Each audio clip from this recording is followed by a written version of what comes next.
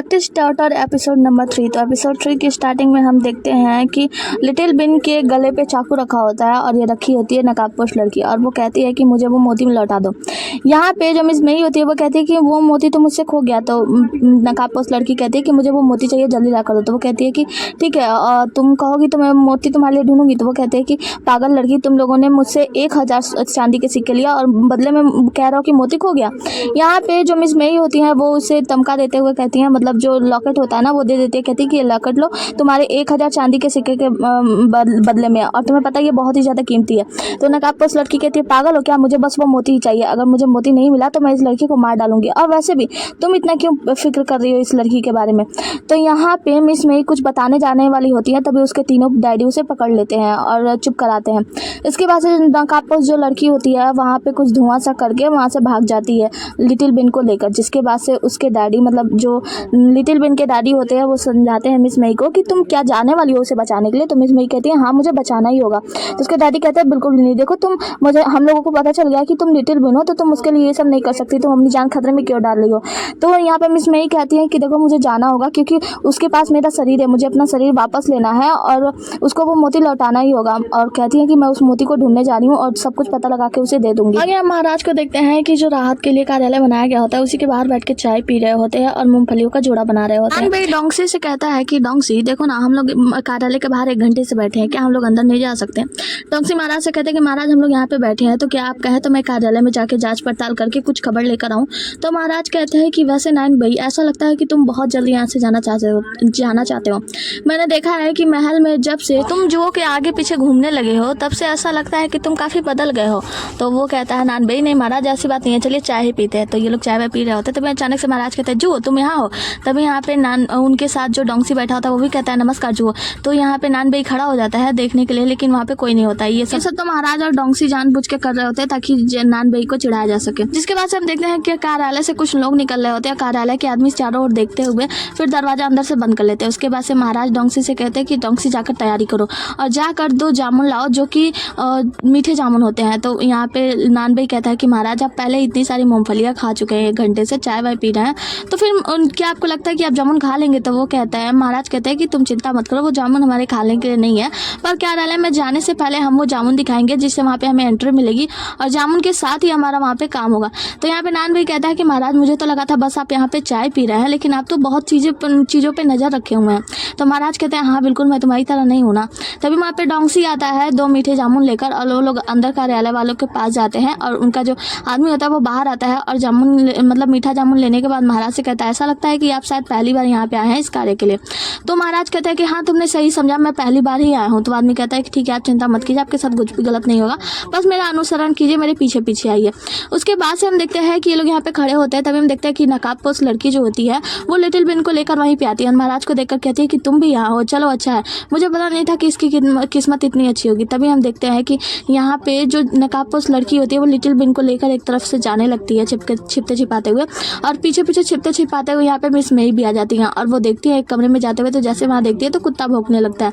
एक बड़ा सा पत्थर उठा के अंदर चला देती है जिससे कि कुत्ता तो शांत हो जाता है, लेकिन जैसे ही दरवाजा खोलती है वो कुत्ता इनके पीछे ही पड़ जाता है और मिस मई वहाँ से छिपते छिपाते एक बड़ा सा बिल जो होता है, मतलब दीवार में छेद होता है, उसके अंदर से घुस के और उस छेद को बंद कर देती है, वहाँ से भाग निकलती हैं। जिसके बाद से महाराज को लेकर वो आदमी कार्यालय के अंदर जाता है, वहाँ पे छोटे छोटे बच्चों को दिखाता है, कहता है कि ये सारे बच्चे हैं और देखिए कोई परेशानी भी नहीं होगी क्योंकि इनके बच्चों के माँ बाप नहीं है। भूकंप जब आई थी तो इनके माँ बाप मर चुके हैं और यहाँ पे कोई भी परेशानी नहीं होने वाली है, आप इन बच्चों को ले जाकर आराम से दास का काम करवा सकते हैं, किसी को कोई भी पता नहीं चलेगा। तो वो कहते हैं कि ऐसा लगता है कि आप बहुत सारे पैसे चार्ज कर रहे हैं। वो आदमी बताता है कि हाँ बस 200-300, और वैसे भी आपको पता है ये पैसे सिर्फ मेरे लिए थोड़ी ना है, बहुत उच्च अधिकारी हैं, जिन अधिकारियों को भी मुझे ये पैसे लौटाना है, मतलब जिन अधिकारियों को भी मुझे ये पैसे सौंपना है। तो महाराज कहते हैं कि आप इतने अच्छे से काम कर रहे हैं, ऐसा लगता है कि आप इसमें बहुत ही ज़्यादा निपुण है। तो वो आदमी कहता है कि हाँ सही बात कह रहे हैं। अभी महाराज यहाँ पे इन बच्चों को देख रहे होते हैं, छोटे छोटे बच्चों के, जहाँ पे बच्चों की तस्करी की जा रही होती है।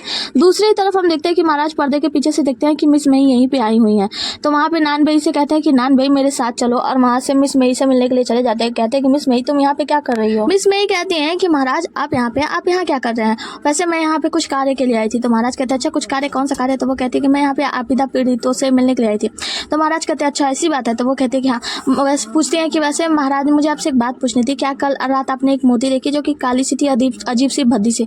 तो महाराज कहते हैं मोती वैसे आपको पता है मेरा जेट पेंडेंट नहीं मिल रहा है, जो कि मैं सालों से अपने साथ लटकाए घूम रहा था, मुझे मेरा जेट पेंडेंट नहीं मिल रहा है। तो वो कहती है, फिर सोचती कहती है कि देखो मैंने जेट पेंडेंट तो नहीं लिया हूँ ना, तो आप मुझे वो मोती लौटा दीजिए। तो महाराज कहते हैं कि ठीक है मैं इसके बारे में सोचूंगा, अभी मैं चलना चाहता हूँ। तो वो कहते हैं कि ठीक है मैं आपकी मदद करूँगी जेट पेंडेंट ढूंढने में, तो आप मेरा मोती लौटा दीजिए, मैं आपको जल्दी जेट पेंडेंट ढूंढ के दे दूंगी। तो यहाँ पे महाराज कहते हैं बिल्कुल नहीं, पहले आप तो सोचो। तभी वहाँ पे वो लोग आ जाते हैं और वो कहते हैं कि मिस्टर क्या हमें आपका हस्ताक्षर मिल सकता है, आपको चल के कॉन्ट्रैक्ट पेपर पर साइन करना होगा कि बाद में आपको कोई भी रिफंड नहीं होगा, और आप अपना पता बता दीजिए, जिसके बाद हम यहाँ से कुछ लड़कों को आपके हवेली पर मतलब आपके घर पे भेज देंगे काम वाम करने के लिए। तो महाराज कहते हैं कि डोंगसी जाकर तुम कार्य संभालो, और वहाँ से डोंगसी लेकर उस आदमी को चला जाता है साइन वाइन करने के लिए। जिसके बाद से यहाँ मिस मई कहती हैं कि महाराज अब तो आप मुझे मेरा मोती लौटा दो और मैं बदले में आपका जेट पेंडेंट ढूंढने में आपकी मदद कर दूंगी। तो महाराज कहते हैं अच्छा देखते हैं। दूसरी तरफ हम नकाब पोस्ट वाली लड़की को देखते हैं जो कि लिटिल बिन को लेकर आती है और उसका हाथ पैर गला सब कुछ बांध के मुंह में कपड़ा ठूस के और वहीं पे लुढ़का के चली जाती है। कहते हैं अब तो यहीं पे इंतजार करो, मैं चलते हूँ। और यहाँ पे नकाब पोस्ट वाली लड़की अपना धारदार हथियार लेके वहाँ से निकल जाती है। जैसे ही वो बाहर निकलती है तो वो देखती है कि वो जो आदमी होते हैं वो डोंगसी के साथ व्यापार कर चुके होते हैं और वहाँ से डोंगसी और उसके लोग चले जाते हैं। तो वो आदमी बोलता है कि जब भी मैं इन लोगों को देखता हूँ तो ऐसा लगता है ये लोग कोई साधारण व्यक्ति नहीं है। और नकाब पोस्ट वाली लड़की ये सब कुछ सुन रही होती है। वो बताता है कि अपने लोगों को तैयार कर लो, क्योंकि देखो जब भी कोई इंसानों की तस्करी करता है ना तो वो कभी भी कॉन्ट्रैक्ट पेपर पे साइन करने को राजी नहीं होता है, क्योंकि उसे डर लगता है, क्योंकि ये राज्य में उल्लंघन के प्रकार है। तो इसीलिए मुझे लगता है कि उस पर कोई ना कोई सख्त तो है। तो एक काम करो, जाकर अपने लोगों को तैयार कर दो और हाँ यहाँ से घटना स्थल पे सभी बच्चों को हटा दिया जाए, मतलब साफ कर दिया जाए। हम देखते हैं कि वहाँ पे नकाब पोस्ट लड़की निकल जाती है धीरे से। जिसके बाद से हम महाराज को देखते हैं, मतलब क्राउन प्रिंस को देखते हैं, जिनके साथ मिस मई लगी होती है। और मिस मई कह रही होती है कि हाँ पता है जेट पेंडेंट का मेरी गलती है, आपकी खो गई, लेकिन प्लीज़ मुझे वो मोती लौटा दो, मुझे वो मोती चाहिए, मुझे बहुत जरूरी काम है उस मोती से। महाराज से बार बार वो मोती मांग रही होती है। जिसके बाद से देखती है कि वहाँ से एक हाथ गाड़ी गुजर रहा होता है, तो वो जाके उसी से टकराने का कोशिश करती है और महाराज उन्हें बचाने जाते हैं और वो बहाने से महाराज को छूने लगती है, मतलब वो मोती महाराज के शरीर में ही ढूंढने लगती है। उसके बाद से सोचती है कि हो सकता है कि वो जूते में हो, तो महाराज को धक्का दे देती है और उनके पैर को छूने लगती है।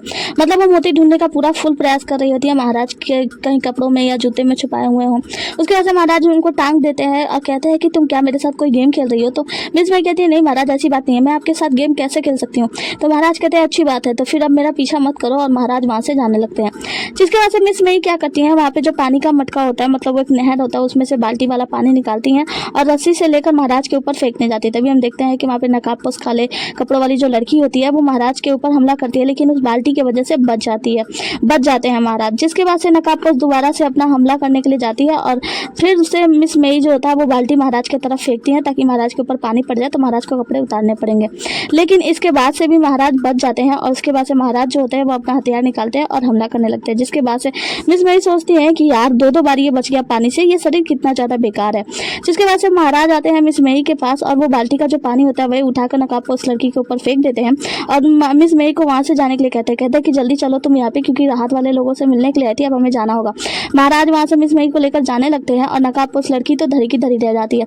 जिसके बाद से हम देखते हैं कि कार्यालय का आदमी आता है, कहता है कि महाराज आपका काम हो गया है, मतलब हमने लड़कों को तैयार कर लिया है, अब बस पैसे दे दीजिए। तो इसके बाद से महाराज कहते हैं कि तुम लोग क्या पागल हो, अदालत से तुम लोग को अच्छे खासे पैसे मिलते हैं, फिर भी यहाँ पे राहत का काम करने के बावजूद आप लोग यहाँ पे मानव तस्करी करते हैं, क्या आप लोगों को डर नहीं लगता।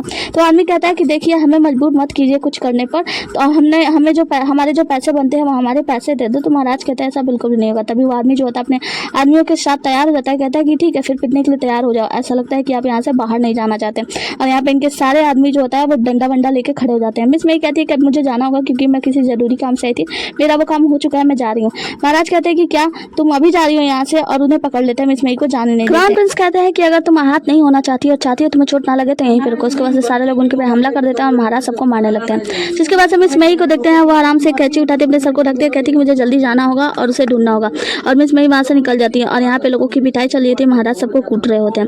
मिस मई जाती है कि कई दरवाजों में ढूंढती है, कई रूम में ढूंढती है, लेकिन अचानक से जाके उन्हें वो लिटिल बिन मिल जाती है और उन्हें खोलती है, कहती है कि वो लड़की कहाँ गई नकाब पोस्ट। लिटिल बिन कहती है कि मुझे नहीं पता। तो मिस मई कहती कहती है कि ठीक है तू फिर मेरे साथ चलो, और उसे अपने साथ लेकर निकल जाती है। हम देखते हैं कि क्राउन प्रिंस सभी गुंडों की ठुकाई कर देते हैं, मतलब अंदर अच्छे से पिटाई, चाटा पे चाटा, लात पे लात, घूसों पे घूसे, मतलब हाँ सभी गुंडों की अच्छे से कुटाई करने के बाद वो जो मेन आदमी होता है वो कहता है कि तुम्हें क्या लगता है कि तुम बच जाओगे हम लोग को ऐसे पीट कर, तुम्हें भी जल्दी से सबक सिखाया जाएगा, तुम्हें पता नहीं है हमारे ऊपर का जो आदमी है ना वो क्या कर लेगा। तो यहाँ पे उनके महाराज के 2 लोग आ जाते हैं, उसे पकड़ लेते हैं। तो महाराज कहते हैं तो बताओ कौन है वो आदमी। तो वो कहता है तुम तो नाम सुनोगे तो हिल जाओगे। फिर वो बताता है तुम्हें पता है मंत्रालय के मंत्री जी हैं वो हमारे साथ है। तो महाराज कहते हैं ठीक है, फिर अगर मंत्रालय के मंत्री जी मिले हैं तो अच्छा है। फिर डोंगसी से कहता है कि ठीक है अब इसे गिरफ्तार कर लो, ले जाकर कैद खाने में डाल दो, और मंत्रालय में चल के हम वहाँ पे भी बात करते हैं।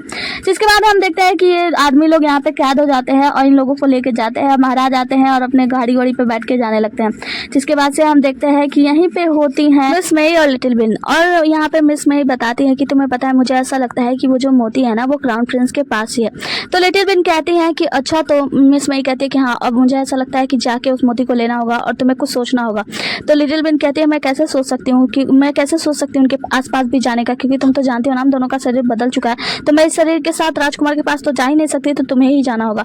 मिस मई कहती है लेकिन मैं कैसे, मैं बिल्कुल भी नहीं जाऊंगी, तुम्हें पता है मैं महल में 2 दिन भी नहीं रह सकती, मैं वहाँ पे नहीं जाने वाली हूँ। तो लिटिल बिन कहती है कि वैसे भी कल हमारी पढ़ाई का पहला दिन है और हमें वहाँ पे जाकर दाखिला कराना होगा, अगर कल मैं नहीं गई तो मई मेंशन के सभी लोगों को जान से मार दिया जाएगा और बहुत बुरा होगा उन लोगों के साथ। तो यहाँ पे मिस मई कहती है हाँ तो मैं मई मेंशन के लोगों का क्यों ही चिंता करूँ, मुझे उनसे क्या लेना देना है। तो यहाँ पे लिटिल बिन कहती है कि मिस मई मेंशन के सभी लोगों को दंड दिया जाएगा। तो उसमें तो मई मेंशन की बेटी भी आती है, मतलब उनके पिता की बेटी, मतलब वो बताती है। तो हम कहती है कि हाँ, मिस मई कहती है हाँ ये बात तो सही है। तो लिटिल बिन कहती है तो फिर अभी उनकी बेटी कौन है, तुम, तो तुम्हारा क्या होगा, अच्छा नहीं होगा। तो मिस मई कहती है हाँ तुमने सही कहा, इसका मतलब मुझे वहाँ दाखिला लेने जाना होगा है ना।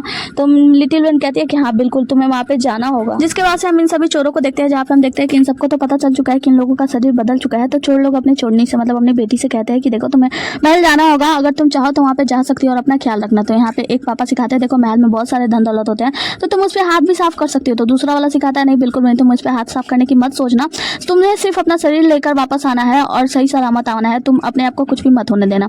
जिसके बाद से ये चोर लोग उन्हें समझा रहे होते हैं, तभी मिस मई जो होती हैं वो लिटिल बिन को बुलाती है अपने पास, कहती है कि ठीक है मैं तुम्हारे साथ चलने के लिए तैयार हूँ, लेकिन तुम्हें एक वादा करना होगा, जब हम अपने शरीर को, मतलब उस मोती से अपने शरीर को बदल लेंगे तो उसके बाद से एक क्षण भी मैं महल में नहीं रुकने वाली हूँ, मैं वापस यहाँ पे चली आऊंगी।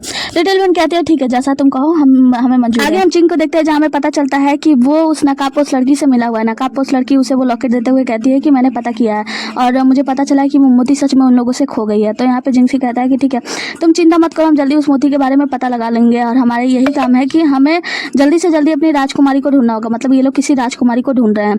जिसके बाद से नकाबपोश वाली लड़की कहती है वैसे तुम अपने आप को घायल क्यों करते रहते हो, तुमने महाराज को बचाने के लिए अपने हाथ को ऐसे क्यों कर दिया। तो वो कहता है जिंक्सी कि तुम चिंता मत करो, मैंने सिर्फ महाराज के सामने ऐसा इसलिए किया है ताकि मैं महाराज का विश्वास जीत सकूं। और तुम्हें क्या लगता है तुम महाराज को आसानी से मार सकती हो, ऐसा कुछ भी नहीं हो सकता, महाराज बहुत ही ज्यादा अच्छे तलवारबाज तीरंदाजी हैं, तो वो तुम्हें आसानी से मार सकते हैं। वैसे भी जो 2 तलवारों से तुमने उनके ऊपर हमला किया था वो तलवार महाराज को मिल चुके हैं और वो जल्दी पता लगा लेंगे। तो एक काम करो, जिस दुकान से तुमने वो तलवार को खरीदा था उस दुकानों का भी निपटारा करना होगा। तो नकाबपोश लड़की कहती है कि ठीक है श्रीमान जैसा आप चाहें। इसके बाद हमें मिस मई को दिखाया जाता है और मिस मई को महल जाने की तैयारी कर ली होती हैं और यहाँ पे सारे जो ढोल बाजे वाले आए होते हैं वो लोग बजा रहे होते हैं। कि माँ तो बहुत ज्यादा खुश होती है, कहती है कि देखो तुम्हें अधीर नहीं होना होगा, तुम्हें अपनी चंचलता को कम करनी होगी। मुझे अच्छे से पता है कि तुम्हें महाराज में कोई इंटरेस्ट नहीं है, लेकिन फिर भी तुम्हें इंटरेस्ट लेना होगा।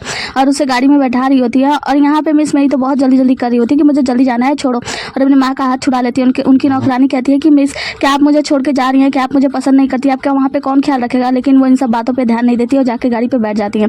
जिसके बाद से वो लोग उनकी गाड़ी वहाँ से निकल जाती है और उनकी माता पिताजी से कहती है कि मेरी बेटी का क्या ही होगा, क्या वो महाराज को मोहित कर पाएगी। तो पिताजी कहते हैं तुम इतना चिंता क्यों करती हो, तुम शांत रहो, तुम्हें पता है ना कि तुम्हारी बेटी बहुत ही ज्यादा अच्छी है, उसके साथ हमेशा अच्छा ही होगा और तुम अपना ख्याल रखो, तुम्हें इन सब बारे में सोचने की बिल्कुल भी जरूरत नहीं है।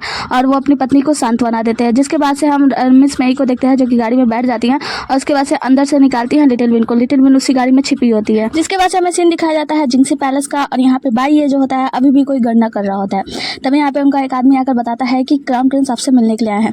भाई ये बहुत ही ज्यादा खुश हो जाता है, कहता है कि मेरा इंतजार कर, मैं भी आता हूँ, और दौड़ते हुए क्राउन प्रिंस से मिलने के लिए जाता है। हम देखते हैं कि यहाँ पे दोनों लोग बहुत ही ज्यादा खुश होते हैं और यहाँ पे इनकी बचपन की भी फ्लैशबैक दिखाई जाती है, जहाँ पे हम देखते हैं कि क्राउन प्रिंस बचपन में बाई ये से मिलने आते थे और बाई ये आकर खुशी से उन्हें पीछे से हक हक कर लेते थे और ऐसे ही इस बार भी करते हैं। बाई आके क्राउन प्रिंस को हक करते हैं और क्राउन प्रिंस जो होते हैं वो बाई को उठा के पटक देते हैं।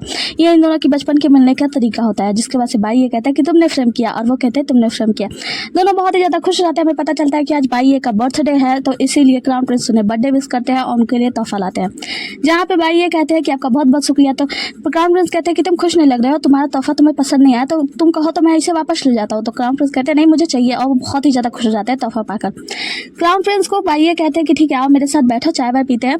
तो क्राउन प्रिंस कहते हैं नहीं अभी मैं बैठ नहीं सकता क्योंकि अभी मुझे जाना होगा, जरूरी काम है। क्राउन प्रिंस कहते हैं माफ़ करना, अगर मैं ना होता तो शायद तुम्हें यहाँ पे महल में नज़रबंद होने की ज़रूरत नहीं पड़ती। बाई कहते हैं कि ऐसी कोई बात नहीं है, वैसे भी हम दोनों बहुत अच्छे दोस्त हैं ना, मतलब दोनों बहुत ही ज़्यादा खुशी से मिलते हैं, बहुत ही ज़्यादा खुश होते हैं। जिसके बाद से क्राउन प्रिंस वहाँ से चले जाते हैं बर्थडे विश करके, और बाई जो होता है वो बचपन की बातें याद करने लगता है। हमें पता चलता है कि बाई जो है वो बचपन से ही भविष्यवाणी कर सकता है। उसने बचपन में अपने दोस्त को यानी क्राउन प्रिंस को बताया था कि उसके कान में उसका भविष्य, तो क्राउन प्रिंस ने बताया था ये तुम क्या कह रहे हो, मैं पतन का कारण बनूंगा अपने राष्ट्र का। तो वो कहते हैं कि चुप करो, अपना मुंह बंद करो। उसके बाद से हम देखते हैं कि पूरे महल में ये बात आग की तरह फैल गई थी। सभी लोग बात करते थे कि क्राउन प्रिंस जो है बड़े होकर सेंगडोंग की राजकुमारी से प्यार करेंगे, जिसके बाद से उनके देश का पतन हो जाएगा। उनके देश का पतन के कारण मेन महाराज यानी क्राउन प्रिंस ही पड़ेंगे। जिसके बाद से महाराज ने वहाँ के महाराज ने आदेश दिया था कि बाई को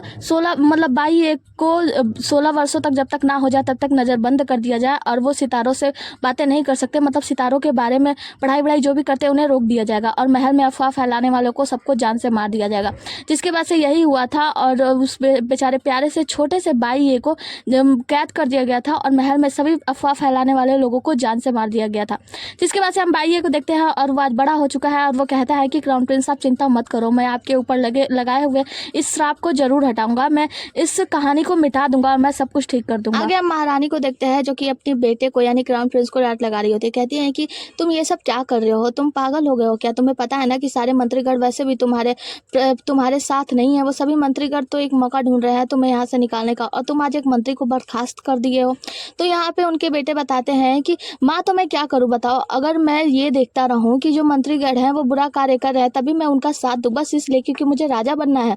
लेकिन हाँ अगर राजा बनना ही है तो मैं न्यायप्रिय राजा बनना चाहूँगा, मैं ऐसा राजा नहीं बनना चाहूँगा जो मंत्रियों के अंडर में रह के काम करे, मैं ऐसा बिल्कुल नहीं बनना चाहूँगा, मैं न्यायप्रिय राजा हूँ और मैं सभी को सबक सिखाना चाहता हूँ। तो माँ कहती है कि ठीक है मैं जानती हूँ कि तुम न्यायप्रिय हो, लेकिन तुम्हें भी ध्यान देना चाहिए, मैं जैसा कह रही हूँ बस वैसा करो, आगे से तुम राज्यकाज के किसी भी मामले में कार्य नहीं करोगे।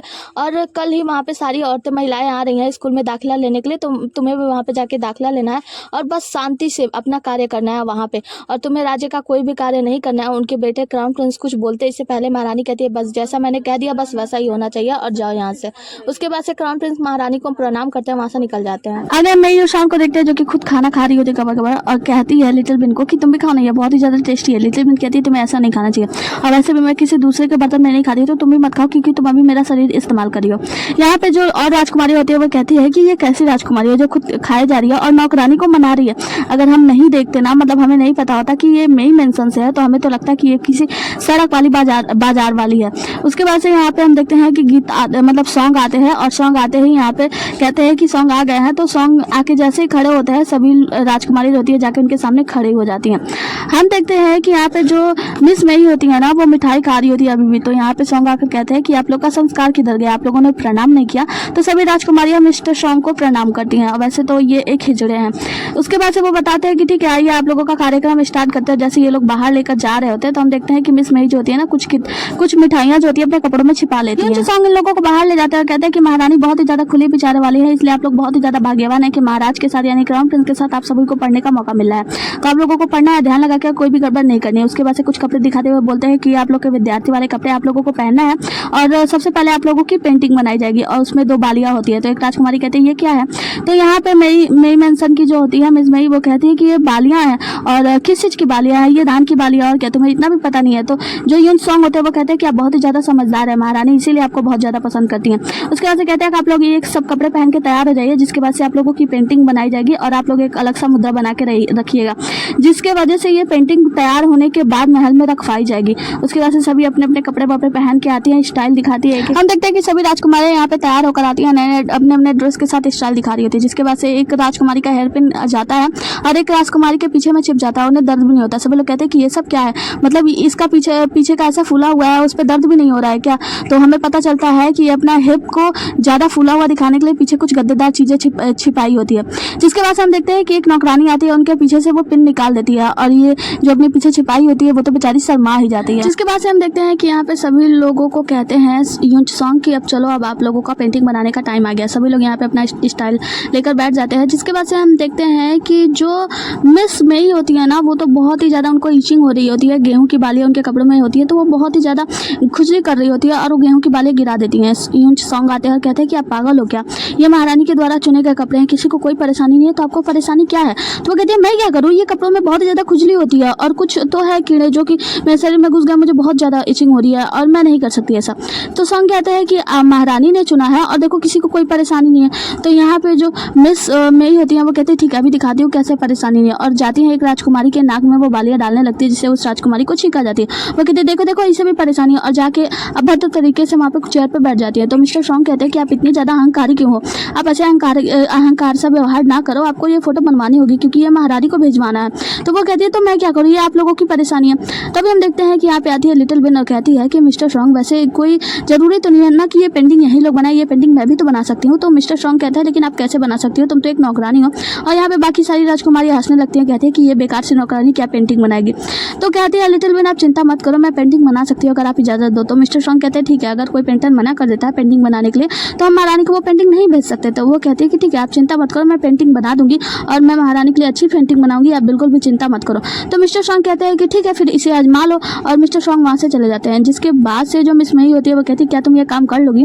तो लिटिल बिन कहती है तुम चिंता मत करो, मैं कर लूंगी। और इसी के साथ ये आज का एपिसोड खत्म होता है। मिलता है अगले एपिसोड में, तब तक के लिए बने रहिए हमारे साथ। Ta-ta bye bye, take care. और हाँ, वीडियो पसंद आए तो लाइक कर देना, नए हो तो चैनल को सब्सक्राइब कर देना और कमेंट करके बताओ मैंने कहाँ कहाँ क्या क्या गलती की, क्योंकि तुम लोग अगर मेरी गलतियाँ गिनाते रहोगे ना तो मैं ज़्यादा से ज़्यादा अच्छा से अच्छा बेहतर करने की कोशिश करूँगी। चलो अपना ख्याल रखना, टाटा सारंगी और बाय बाय।